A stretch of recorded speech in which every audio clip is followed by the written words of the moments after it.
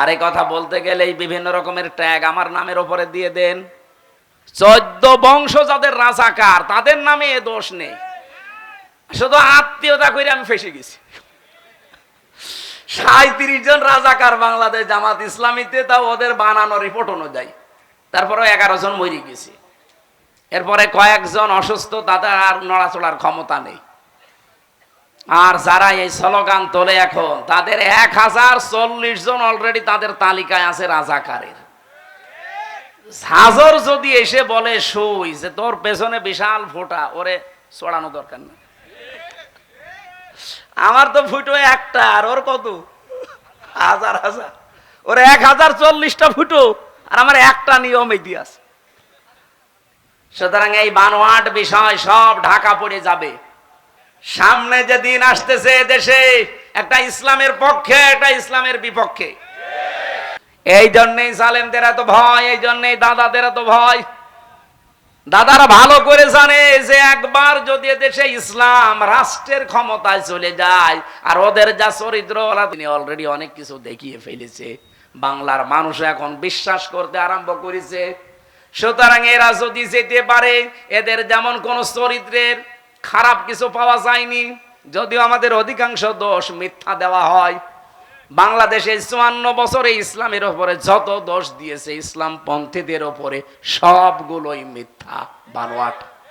তার ভেতরে একটা রগ কাটা, এটা মিথ্যা কথা, ডাহা মিথ্যা কথা। রগ কাটে যারা, তাদের নামে বদনাম নেই। যারা রগ কাটা দেখলে আরো ভয় করে, তাদের নামে বদনাম।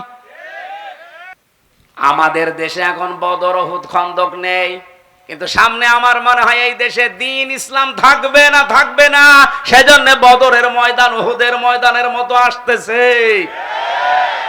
এখান থেকে কেউ যদি ভেগে যান, আপনারও আব্দুল্লাহ ইবনে উবাইয়ের মতো জানাজা পড়ালেও কিছুই হবে না। না বোঝার ভান করে আছেন কারা, থেকে হাত তোলেন তো। আমি জানি আপনি বুঝে ফেলেছেন। যখন এই জমিনের শাসক গোষ্ঠী, বিশেষ করে নেতা যারা দায়িত্বশীল, এরা চরিত্রহীন হয়ে যাবে, এরা খারাপ প্রকৃতির মানুষ হবে, এরা নষ্ট মানুষ হয়ে যাবে। ওয়াগিনিয়াউকুম বুখালাউকুম, যখন জমিনের ধনী মানুষগুলো কৃপণ হয়ে দাঁড়াবে। এই জমিনেও আমরা দেখছি আল্লাহ একজন আছে, আসমান জমিনের মালিক আল্লাহ, এ ঘোষণা দেয়। কিন্তু আল্লাহর পাঠানো আইনের পাশাপাশি নিজেরা আইন তৈরি করে ব্যক্তি, পরিবার, সমাজ, রাষ্ট্র চালাতে চায়। এইটাও এক প্রকার শিরিক। এক কথা বলেন। শয়তান আপনাকে জীবনেও কোনোদিন এসে বলবে না যে এই পাথরের মূর্তি, এটার পূজা কর, জীবনেও বলবে না। শয়তান অত পাগল না, কারণ শয়তান জানে যে কথা যদি আমি এনামুল হককে বলি, ও জীবনেও এই কাজ করবে না। কিন্তু শিরিক যেহেতু করানো লাগবে, এমন একটা বিষয় আপনাকে ঢুকিয়ে দেবে, আপনি ওই রকম পাথরের মূর্তি পূজা করার মতো শিরিক নিয়েই কিয়ামতে উঠবেন। আমাদের দেশে এখন বদর, উহুদ, খন্দক নেই, কিন্তু সামনে আমার মনে হয় এই দেশে দ্বীন ইসলাম থাকবে না, থাকবে না। সেজন্য বদরের ময়দান উহুদের ময়দানের মতো আসতেছে। এখান থেকে কেউ যদি ভেগে যান, আপনারও আব্দুল্লাহ ইবনে উবাইয়ের মতো জানাজা পড়ালেও কিছুই হবে না। না বোঝার ভান করে আছেন কারা, থেকে হাত তোলেন তো। আমি জানি আপনি বুঝে ফেলেছেন। সামনে যে দিন আসতেছে দেশে, একটা ইসলামের পক্ষে একটা ইসলামের বিপক্ষে। বদরের ময়দানে একদল ইসলামের পক্ষে ছিল, আর একদল ইসলামের বিপক্ষে ছিল। বদর আমরা দেখিনি, কিন্তু সামনে বদর, উহুদ আসতেছে। উহুদের ময়দান থেকে আব্দুল্লাহ ইবনে উবাই যেমন 300 লোক নিয়ে ভেগে গিয়েছিল, আজও অনেকেই বিভিন্ন কায়দায় মানুষকে ভেগিয়ে নিয়ে যাওয়ার চেষ্টায় আছে। কুষ্টিয়াতে নেই। আপনি যদি যারা ভাগাতে চায় তাদের ভেতরে পড়ে যান, আপনি মরে যান, আপনার জন্য আমির হামজা না, কাবার ইমাম এসে জানাজা পড়ালেও কিছু হবে না। হে নবী, আপনি যাকে ভালোবাসেন তাকে হেদায়েত দিতে পারেন না, বরং আমি আল্লাহ যাকে চাই তাকে হেদায়েত দান করি। আর আপনার চাইতে আমি অনেক বেশি ভালো জানি। আ'লামু ইসমে তাফসিল, এটা সুপারলেটিভ ডিগ্রি। আপনার চাইতে আমি অনেক বেশি ভালো জানি যে হেদায়েতটা পাবে কে। এই লোকটা আপনার মিলাদে খুশি ছিল, আপনার জন্মে খুশি ছিল, সারাটা জীবন আপনাকে বাড়িতে রেখে খাওয়িয়েছে, লালন পালন করেছে, কোলে নিয়েছে, কাকে নিয়েছে, পিঠে নিয়েছে, মাথায় নিয়েছে। কিন্তু আপনি আদর্শের কথা বলতে গেলে এই লোকটা আর মানে নাই, এই জন্য আমি আল্লাহ তাকে মাফও করি নাই। এরপরেও হাদিসের শেষ অংশে আছে নবীজি নিজে আবু তালিবের কবরের পাশে দাঁড়িয়ে বলেছিলেন, আল্লাহ আমার চাচা আবু তালিবকে মাফ করে দেন। সঙ্গে সঙ্গে জিবরাইল এসে বলে, হে নবী হাত নামান। কার জন্য হাত তুলেছেন? এই লোকটা আপনার চাচা, আমি জানি। আল্লাহ পাক আমাকে পাঠিয়েছে, লোকটা আপনার চাচা, আল্লাহ ভালো করে জানে, কিন্তু লোকটা তো মুশরিক। কি বলেন বলেন? সূরা তাওবার 113 নম্বর আয়াত নাযিল হয় ওই সময়, মা কানা লিন-নাবিয়্যি ওয়াল্লাযীনা আমানু আইয়াস্তাগফিরু লিল মুশরিকিন ওয়ালাউ কানু লি কুরবা ইলা আখির আয়াত। কোন নবীর জন্য এটা শোভনীয় না, জায়েজ না, উচিত না। শুধু নবী না, মা কানা লিন-নাবিয়্যি ওয়াল্লাযীনা আমানু, এবং ঈমানদারদের জন্য এটা জায়েজ নেই যে কোন মুশরিক যদি মারা যায় তার জন্য আল্লাহর কাছে ক্ষমা চাবে, মাফ চাবে। কোন নবীর জন্যও জায়েজ নেই, ঈমানদারদের জন্যও জায়েজ নেই। আপনি চিন্তা করতে পারেন যে নবী জীবনে হাত তোলা লাগে নাই কোনোদিন, মনের ভেতরে কামনা আসলে কবুল হয়ে গেছে। এখান থেকে শুধু আঙ্গুল তুলেছিলেন, আকাশের চাঁদ পর্যন্ত খণ্ড হয়ে গেছে। পা তুলেছিলেন, আরো সে চলে গেছে। ওনাকে এমন পাওয়ার আল্লাহ দিয়েছিলেন, হ্যাঁ বললে হালাল হয়ে যায়, না বললে হারাম হয়ে যায়। তাকে সারে বলা হয়, শরীয়ত প্রণেতা। এই নবী হাত তুলে বসে আছে চাচার জন্য। আল্লাহ হাত শুধু ফেরত দেয়নি, ফতোয়া জারি করে দিলেন যে শুধু আপনার জন্য না, কোন ঈমানদারদের জন্য এটা জায়েজ নেই। কোন মুশরিকের জন্য ক্ষমা চাবি আমি আল্লাহর কাছে, কারণ আমি এত রেগে থাকি মুশরিকদের প্রতি। ওয়াকদিমনা ইলা মা আমিলু মিন আমালিন ফাজআলনাহু হাবাআম মানসুরা। সূরা ফুরকানের 23 নম্বর আয়াতে আছে, মুশরিকরা যে আমল নিয়ে আল্লাহর কাছে উঠবে, ওর ভেতরে শিরিকের গন্ধ আল্লাহ দেখবে, ধুলি কণার মতো ওর মুখের উপরে নিক্ষেপ করবে। প্রশ্ন আসতে পারে, মুশরিকদের প্রতি এত রাগ কেন আল্লাহর? এই এদিকে তাকান, এই ছেলে, এই বসেন বসেন, একটু একটু একটু পরে যাবেন। খুব বেশি সমস্যা হলে যান, নাই তো একেবারে আপনি পরিবেশ নষ্ট করেন না ভাই। এই এদিকে তাকান ভাই। মুশরিকদের প্রতি আল্লাহর এত বেশি রাগ হওয়ার কারণ কি? কোরআন শরীফ পড়তে গিয়ে যত গুনার কথা পেয়েছি, সব গুনাহ আল্লাহ মাফ করে দিলেও দিতে পারে, শিরিকের গুনাহ আল্লাহ মাফ করে না। এ কথা নেই? এত কঠিন কেন? জগতি জেসুয়াবাসী, এই মুহূর্তে যদি রাত 11টা বাজে, এখন বাড়িতে যেয়ে দেখেন আপনার স্ত্রীর কাছে পাশের বাড়ির একজন শুয়ে আছে, কিছু করেনি, শুধু শুয়ে আছে, আপনার ভালো লাগবে? শুধু ভালো লাগবে তা না, খারাপ লাগবে তা না। হাতের কাছে যা আছে আমার মনে হয় 2 ভাগ করে ফেলবেন। আপনি কি করেন স্ত্রীর জন্য এমন? 22 বছর 25 বছর একটা মেয়েকে বিয়ে করে তাকে আপনি শুধু ভরণ পোষণ দিয়েছেন, এই তার জীবন দেননি, তাকে সুস্থ থাকার জন্য যা লাগে আপনি তাও দেননি। এগুলো সব দেয় কে? ওই বীর্য থেকে এ পর্যন্ত বানিয়েছে পুরাটা দায়িত্ব আমার আল্লাহর। আপনি তো 22 বছরে 25 বছরে বানানোটা পেয়েছেন।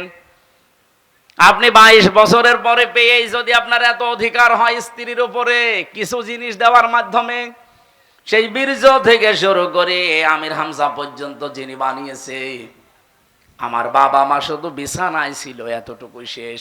বাকি আমার উপরে পরিপূর্ণ দায়িত্ব কার? সে আল্লাহ যদি দেখে যে তার সাথে তার বান্দা অন্য কাউকে দাঁড় করিয়েছে, আল্লাহর কসম ওই স্বামীর মতো আল্লাহ রেগে থাকে। আপনাকে 2 ভাগ করেন, আপনার কপাল।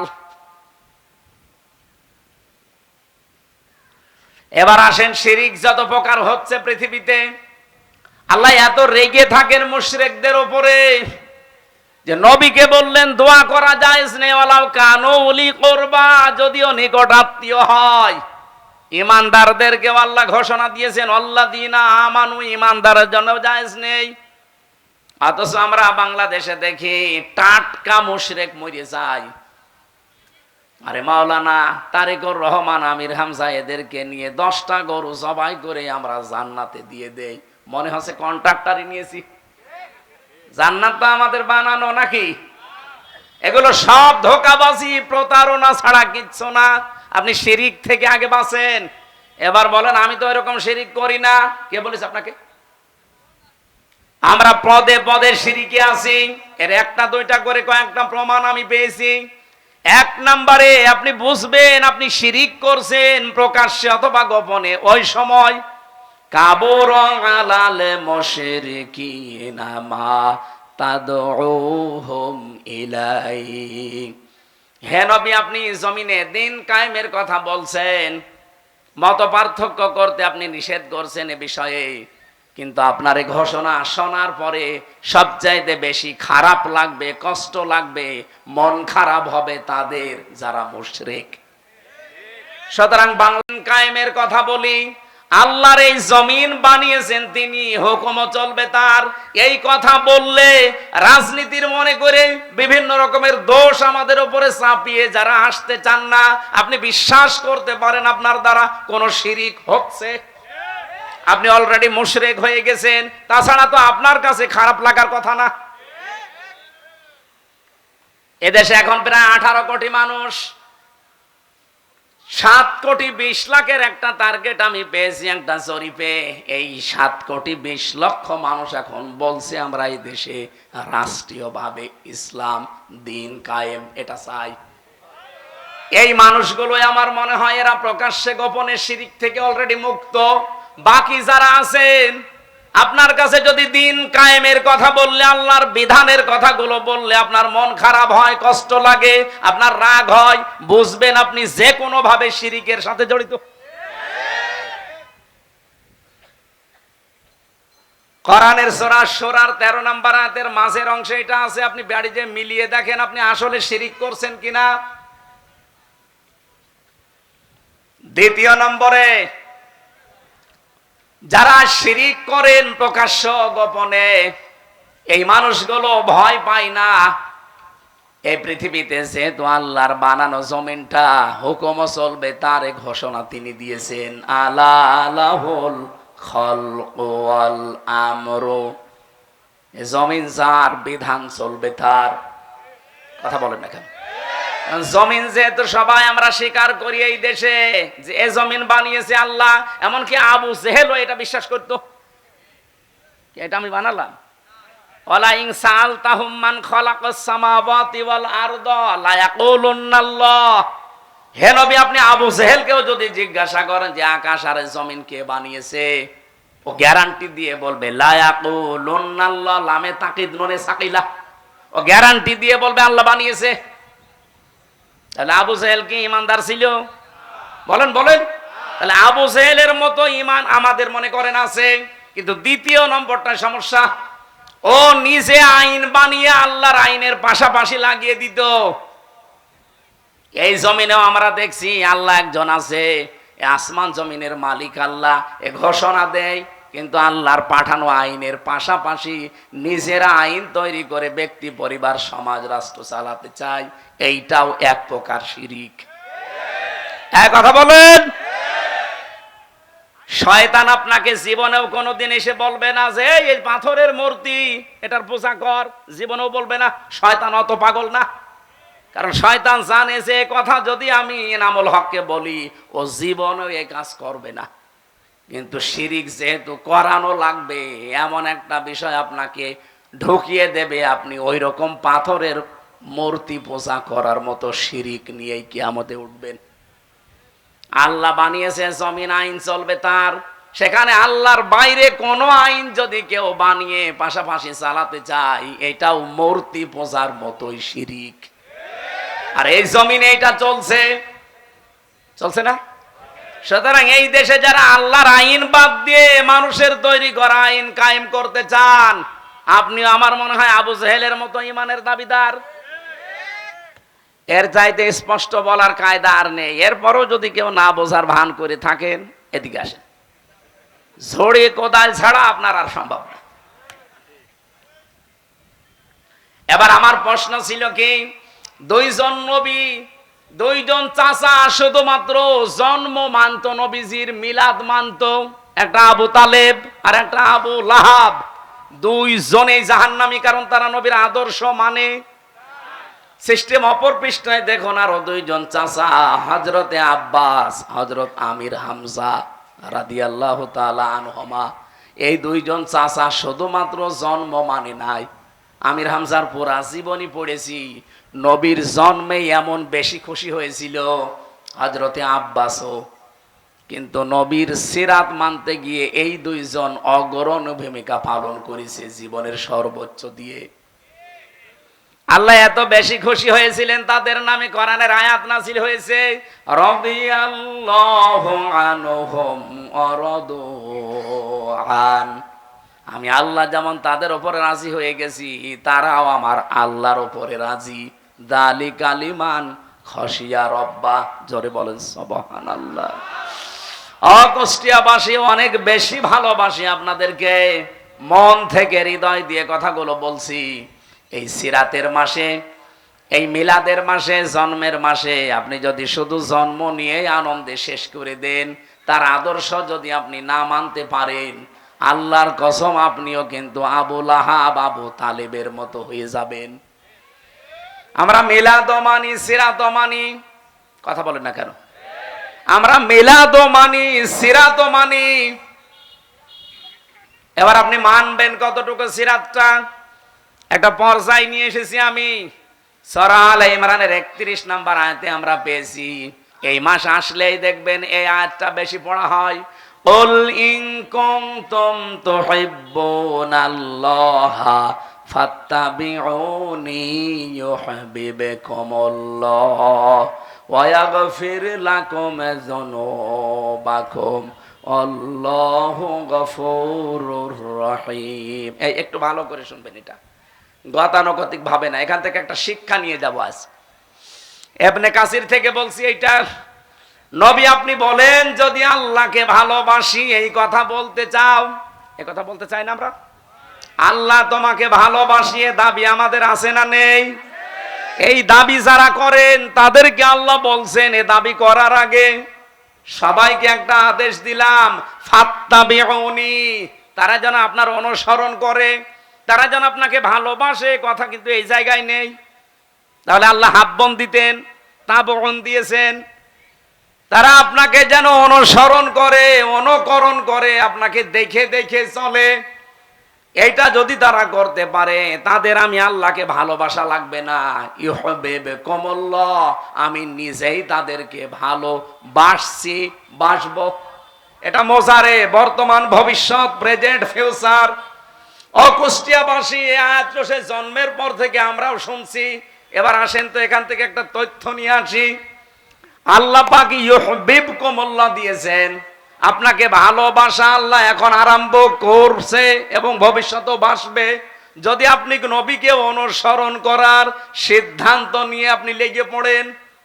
এবার আমার প্রশ্ন, নবীকে আপনি যে অনুসরণ করবেন, এটা কি আংশিক না পূর্ণাঙ্গ? বলেন বলেন, আপনি নিজের দিকে তাকিয়ে বলেন তো, আপনার অনুসরণ নবীজির হচ্ছে, এটা কি আংশিক না পূর্ণাঙ্গ? মাথা থেকে পা পর্যন্ত হয়তো আছে, পরিবারের দিকে তাকালে আপনার অনুসরণ আর নবীর মতো হয় না।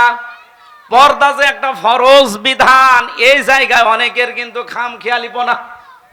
এই কথা বলছেন না কেন?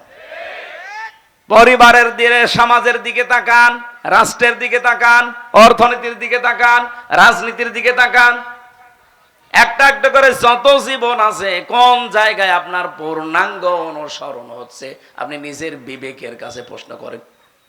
তাহলে আমার আল্লাহর প্রশ্ন ছিল, তোমরা যদি অনুসরণ করো নবীকে আংশিক, বলেন বলেন।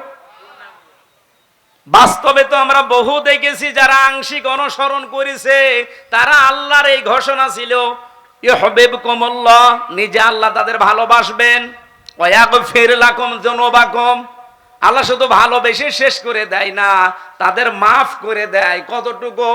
জামবন না জুনুব বহু বছর। আপনার একটা গোনাও আল্লাহ রাখবেন আর সব মাফ করে দেবে, যদি আপনি নবীকে অনুসরণ করার সিদ্ধান্ত নিতে পারেন, আংশিক না পূর্ণাঙ্গ। এ পৃথিবীতে বহু মানুষকে আমরা বললাম তারা আংশিক অনুসরণ করেছিল। আব্দুল্লাহ ইবনে উবাই, আপনি দেখবেন ওর পুরা জীবনই পড়ে আমি শুধু একটা ভুল পেয়েছি, বাকি কোন জায়গায় আমার দৃষ্টিতে ভুল ধরা পড়ে নাই। একদিন মসজিদে নববীতে নবীজি বললেন, আল্লাহর কাছে দুইটা নাম প্রিয়, একটা আব্দুল্লাহ আর একটা আব্দুর রহমান। ও পেছন দিক থেকে দৌড় দিয়ে বাড়িতে যেয়ে নিজের নাম পাল্টিয়ে রেখেছে আব্দুল্লাহ, ছেলের নাম পাল্টিয়ে দিয়েছে আব্দুল্লাহ, নাতি ছেলে ছিল তাও পাল্টিয়ে দিয়েছে তুইও আব্দুল্লাহ, বাবার নাম পাল্টিয়ে দিয়েছে আব্দুল্লাহ, 14 বংশ সব আব্দুল্লাহ। এবার আমার প্রশ্ন, নবীর কথা শোনার পরে মানতে দেরি করেছে কয় মিনিট? কি অনুসরণ করতো আপনি বলেন? শুনতে দেরি, মানতে দেরি ছিল না। কিন্তু এই লোকটা উহুদের ময়দানে যাবার সময় নবীজির পেছন দিক থেকে 300 মানুষ নিয়ে ভেগে গিয়েছিল। আমাদের দেশে এখন বদর, উহুদ, খন্দক নেই, কিন্তু সামনে আমার মনে হয় এই দেশে দ্বীন ইসলাম থাকবে না, থাকবে না। সেজন্য বদরের ময়দান উহুদের ময়দানের মতো আসতেছে। এখান থেকে কেউ যদি ভেগে যান, আপনারও আব্দুল্লাহ ইবনে উবাইয়ের মতো জানাজা পড়ালেও কিছুই হবে না। না বোঝার ভান করে আছেন কারা? থেকে হাত তোলেন তো, আমি জানি আপনি বুঝে ফেলেছেন। সামনে যে দিন আসতেছে দেশে, একটা ইসলামের পক্ষে, একটা ইসলামের বিপক্ষে। বদরের ময়দানে একদল ইসলামের পক্ষে ছিল আর একদল ইসলামের বিপক্ষে ছিল। বদর আমরা দেখিনি, কিন্তু সামনে বদর, উহুদ আসতেছে। উহুদের ময়দান থেকে আব্দুল্লাহ ইবনে উবাই যেমন 300 লোক নিয়ে ভেগে গিয়েছিল, আজও অনেকেই বিভিন্ন কায়দায় মানুষকে ভেগিয়ে নিয়ে যাওয়ার চেষ্টায় আছে। কুষ্টিয়াতে নেই? আপনি যদি যারা ভাগাতে চায় তাদের ভেতরে পড়ে যান, আপনি মরে যান, আপনার জন্য আমির হামজা না, কাবার ইমাম এসে জানাজা পড়ালেও কিছু হবে না। ওই দিন নবীজি নিজে জানাজা পড়িয়েছে এই লোকটার। 22 জন সাহাবী কাতার সোজা করে জানাজা চলছে। হযরত ওমর শুধু বলছে, না আমি জানাজায় যাব না, কারণ ওই লোকটা 300 লোক নিয়ে ভেগে গিয়েছে। এতটুকু শেষ, নবীজি বলেন, আমাকে আল্লাহ এখনো নিষেধ করেনি জানাজা পড়তে, দোয়া করতে, সুতরাং আমি করব। নিজের জামা মোবারক খুলে বললেন, ওর জানাজার কাফন বানিয়ে দেন, কবর খুঁড়ে নিজের হাতে লাশ রাখবেন, জানাজার নামাজ পড়ে। আমি তাফসির থেকে বলছি, এটা আধুনিক তাফসির যেগুলো আছে আপনি দেখবেন, মুফাসসির বর্ণনা করেন হযরতে ওমর শুধু যায়নি, বাকি 22 জন সাহাবী কাতারে দাঁড়িয়ে আছে। প্রথম তাকবীর দেওয়ার পরে ফেরেশতা জিবরাইল এসে সূরা তাওবার 80 নম্বর আয়াত নিয়ে হাজির। ইস্তাগফির লাহুম আও লা তাস্তাগফির লাহুম ইন তাস্তাগফির লাহুম 70 মাররাতান।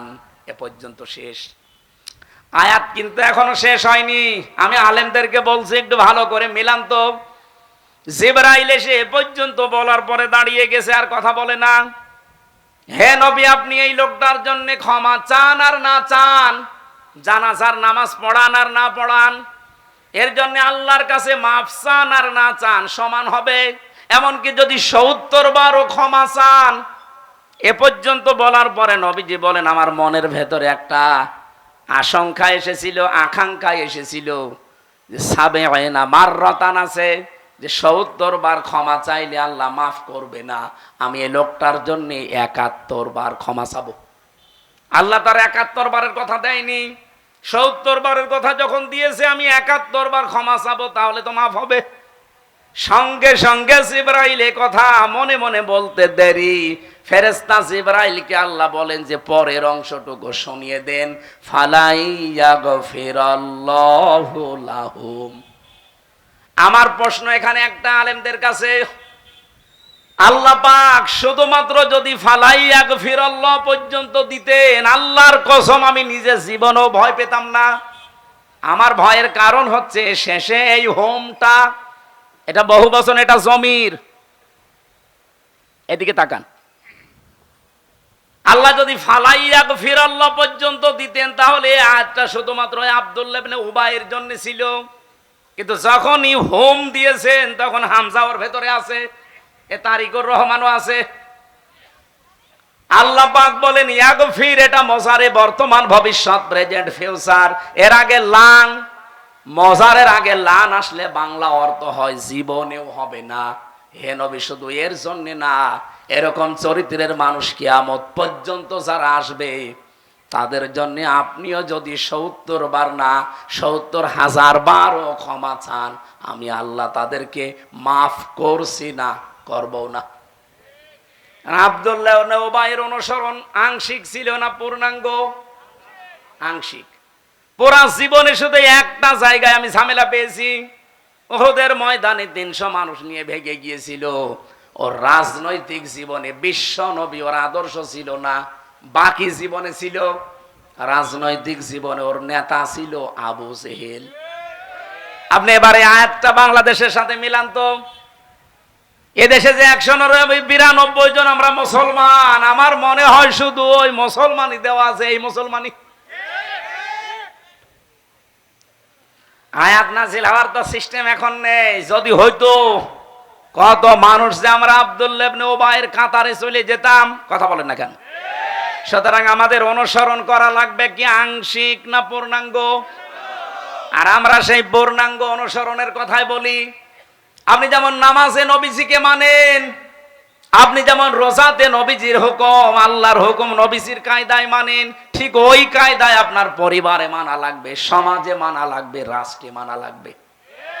আর এই কথা বলতে গেলে এই বিভিন্ন রকমের ট্যাগ আমার নামের উপরে দিয়ে দেন। আমি আপনাকে বাঁচাতে চাচ্ছি, কারণ দুনিয়ার এই ছোট্ট জীবনটা যদি শান্ত না হয়, নিরাপদ না হয়, আল্লাহর কসম মরণের পরে বিশাল জীবন আপনি নিরাপত্তা পাবেন না। কাবা শরীফ তাওয়াফ করার সময় দেখছিলাম, আপনি হজে গেছেন? এখনো যায়নি।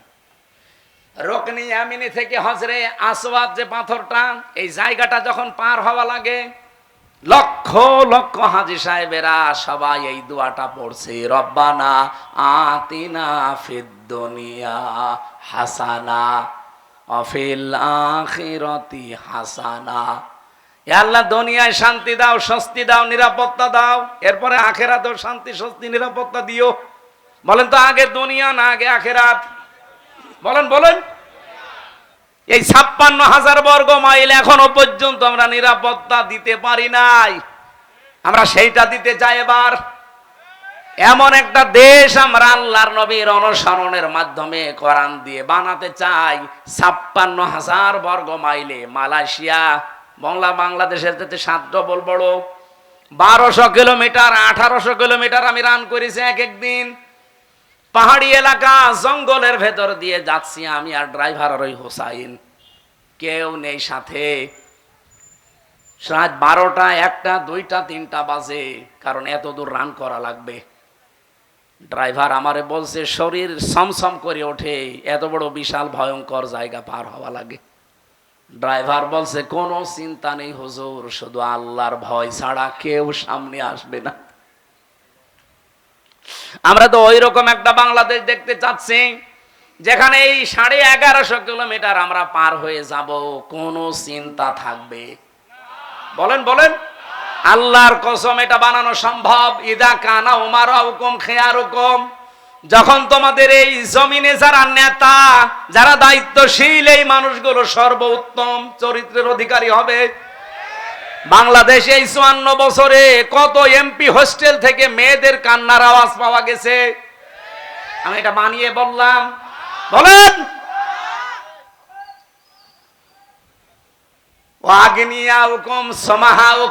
দেশের ধনী মানুষগুলো যখন দানশীল হবে, পরিবার থেকে রাষ্ট্রের কাজ সব যখন পরামর্শের ভিত্তিতে করা হবে, নবীজি বলেন কবরে যাওয়া লাগবে না, এই জমিনটাই তোমাদের জন্য উত্তম জান্নাতের মতো হয়ে যাবে। যখন এই জমিনের শাসক গোষ্ঠী, বিশেষ করে নেতা যারা দায়িত্বশীল, এরা চরিত্রহীন হয়ে যাবে, এরা খারাপ প্রকৃতির মানুষ হবে, এরা নষ্ট মানুষ হয়ে যাবে। ওয়াগিনিয়াউকুম বুখালাউকুম, যখন জমিনের ধনী মানুষগুলো কৃপণ হয়ে দাঁড়াবে, ওমরুকুম ইলা নিসাইকুম, যখন সব পরামর্শ মেয়েদের সাথে করে করা হবে, পরিবার থেকে রাষ্ট্র পর্যন্ত সব পরামর্শের কাজগুলো মেয়েদের সাথে করে হবে। ফাবাতনুল আরদি খায়রুল লাকুম মিন যহরিহা, আমি নবী বলছি তখন জমিনের উপরে আর থাকার দরকার নেই, কবরে চলে যাও, ভালো লাগবে। আমরা কবরে এখনই যেতে চাই না। হাদিসের এই দুইটা পাথের প্রথম পাঠটা তৈরি করার সময় এখন বাংলাদেশে চলে এসেছে। কথা বলেন না কেন? এদেশে এখন সত্যি যদি 300 এমপির ভেতরে 151 জন এবার আল্লাহর কসম যদি ইসলাম কোরআন বুকে নিয়ে যেতে পারে, এমন একটা দেশ আমাদেরকে উপহার দিতে পারবে, কিয়ামতের আগে দেশে ইসলামের কাছ থেকে কেউ নিতে পারবে না। এই জন্যই জালেমদের এত ভয়, এই জন্যই দাদাদের এত ভয়। দাদারা ভালো করে জানে যে একবার যদি দেশে ইসলাম রাষ্ট্রের ক্ষমতায় চলে যায়, আর ওদের যা চরিত্র, ওরা তো 1 বছর এই 26 দিনে অলরেডি অনেক কিছু দেখিয়ে ফেলেছে। বাংলার মানুষ এখন বিশ্বাস করতে আরম্ভ করেছে। সুতরাং এরা যদি যেতে পারে, এদের যেমন কোন চরিত্রের খারাপ কিছু পাওয়া যায়নি, যদিও আমাদের অধিকাংশ দোষ মিথ্যা দেওয়া হয়। বাংলাদেশে 54 বছরে ইসলামের উপরে যত দোষ দিয়েছে ইসলাম পন্থীদের উপরে, সবগুলোই মিথ্যা বানোয়াট। তার ভেতরে একটা রগ কাটা, এটা মিথ্যা কথা, ডাহা মিথ্যা কথা। রগ কাটে যারা, তাদের নামে বদনাম নেই। যারা রগ কাটা দেখলে আরো ভয় করে, তাদের নামে বদনাম। 14 বংশ যাদের রাজাকার, তাদের নামে এ দোষ নেই। শুধু আত্মীয়তা করে আমি ফেসে গেছি। 37 জন রাজাকার বাংলাদেশ জামাত ইসলামীতে, তাও ওদের বানানো রিপোর্ট অনুযায়ী। তারপরে 11 জন মরে গেছে। এরপরে কয়েকজন অসুস্থ, তাদের আর নড়াচড়ার ক্ষমতা নেই। আর যারা এই স্লোগান তোলে এখন, তাদের 1040 জন অলরেডি তাদের তালিকায় আছে রাজাকারের। হাজর যদি এসে বলে শুই যে তোর পেছনে বিশাল ফোঁটা, ওরে ছড়ানো দরকার না। আমার তো ফুটো একটা, আর ওর কত হাজার হাজার, ওর 1040টা ফুটো, আর আমার একটা নিয়ম ইতিহাস। সুতরাং এই বানোয়াট বিষয় সব ঢাকা পড়ে যাবে।